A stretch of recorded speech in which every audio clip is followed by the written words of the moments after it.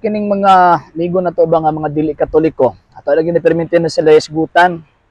Di ko sila kabalo ma-identify og unsay kalainan sa balaan nga butang og kining gitawag og tao or persona nga gipahinungdan or girepresentahan ni anang maong gitawag og butang. Pag mayon gani ko og tawag ining santos, pag mayon gani ang mga katoliko og word nga santos, refer na dito sa persona, refer na dito sa balaan nga tao nga naa nas langit karon. Kung mayon gani og tawag ining mga ribulto sa mga santos, refer na dito sa butang. Butang nga girepresentahan niya ang gitawag og persona og tawag ining usa ni kining responsable nga diin maoy naghatag og intercession, naghatag og tawag ining tabang sa tao nga diin na ipagtuo sa Dios. So ayaw ninyo isagol ng word nga santos dito sa gitawag og ribulto. Ano man kay ang ribulto sagradong butang na. Kanang mga ribulto sa mga santos ha, sagradong butang na. Dili na mao kadtong gitawag ka ng ginapunti nako nga santos o namo nga santos. So mo na ba nga tungod sa kanasubrahan mo ka gitawag og ka bright, na bitaw nga pataka lang bitaw og tawag ining bangag.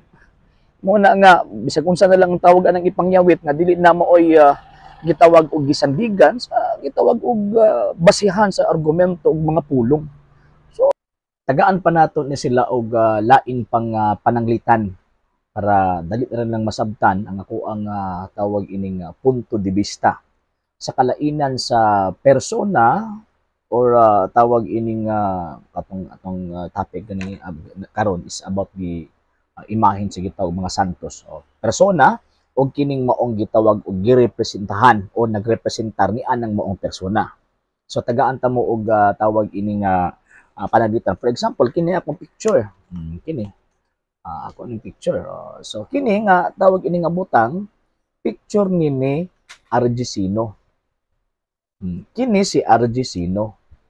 Pwede po kong maingon nga dili ni si RG Sino pero picture ni RG Sino. Buti pasabot kining butanga kini nga kwadro nagrepresentar ni kang RG Sino. Ngano man kay naa si RG Sino nga mo igrepresentahan ni ining maong gitawag og picture.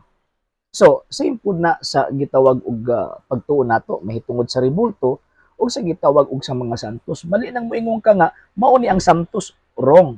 Kini naa dinhi mao ni ang ribulto sa gitawag og santos. Particular ang mahal nato nga inahan Santa Maria. Ribulto sa ato ang mahal nga inahan na Santa Maria nga naa na karon sa langit. So kini butang kini nga nagrepresentar sa mahal na Birheng Maria nga naa na karon didto sa gitawag og sa langit.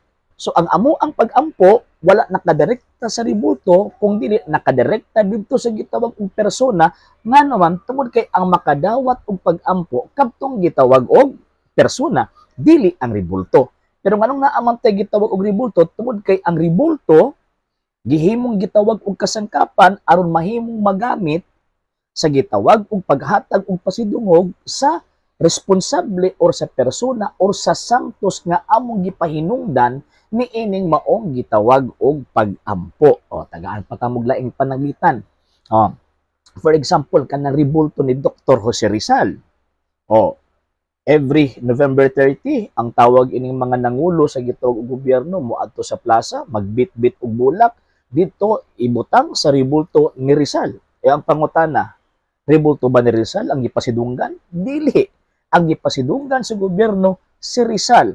Pero kay wala naman si Rizal, dito sila sa gitawag og nagrepresentar kang Rizal nga maotong iyang ribulto nga gihimo sa gobyerno bisan pa nga wa misulti si Rizal na kung mamatay ko himuay ko ninyo gitawag og ribulto. So mao pod na kitang mga Katoliko. Nga naman, migamit ang tawag ining mga ribulto, dili ribulto ang atong gisimba, dili ribulto ang atong giampuan, apan gigamit ang maong gitawag ribulto sa paghatag og indirect nga pagpasidungog sa personang girepresentahan ni ining maong gitawag og ribulto. So mo na atong mga amigo nga mga dili Katoliko ha, dili mo pataka og yawit. Yung santos, giludahan man ninyong santos, ang santos maas langit. Kanang naa din ribulto na. So kanyang una-una ba kanang wala ninyo gi tarong bitaw og unsa bagyo ng santos, unsa bagyo ng balaan nga butang. Leviticus chapter 10 verse 10, ilhan ninyo ang butang balaan o dili balaan. So kana lang Unya pagkahuman next na episode na pud puon ato na po nang usa-usahon ang mga butang nga inyohang kasupakan sa pagtuong Katoliko.